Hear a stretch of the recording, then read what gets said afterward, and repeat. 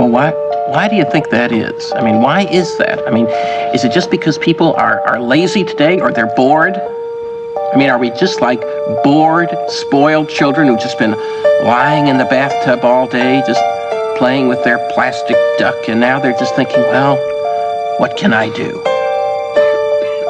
Okay, yes, we are bored. We're all bored now. But has it ever occurred to you, Wally, that the process that creates this boredom that we see in the world now may very well be a self-perpetuating, unconscious form of brainwashing created by a world totalitarian government based on money, and that all of this is much more dangerous than one thinks, and it's not just a question of individual survival, Wally, but that somebody who's bored is asleep, and somebody who's asleep will not say no? See, I keep meeting these people. I mean, just a few days ago, I met this man whom I greatly admire. He's a Swedish physicist, Gustav Bjornstrand, and he told me that he no longer watches television, he doesn't read newspapers, and he doesn't read magazines.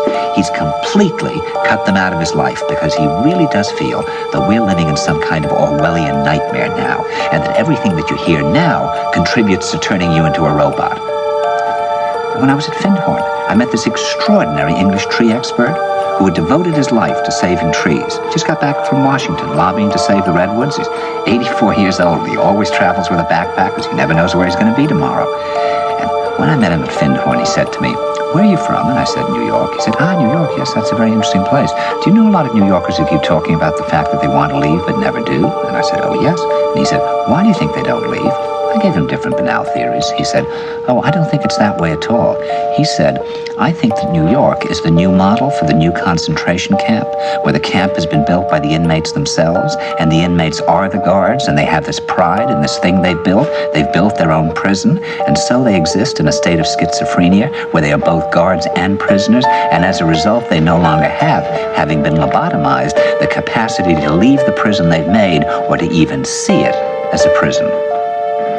And then he went into his pocket and he took out a seed for a tree and he said, "This is a pine tree."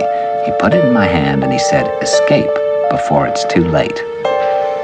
See, actually for 2 or 3 years now, Chiquita and I have had this very unpleasant feeling that we really should get out.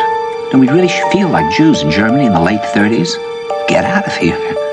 Of course, the problem is where to go, because it seems quite obvious that the whole world is going in the same direction.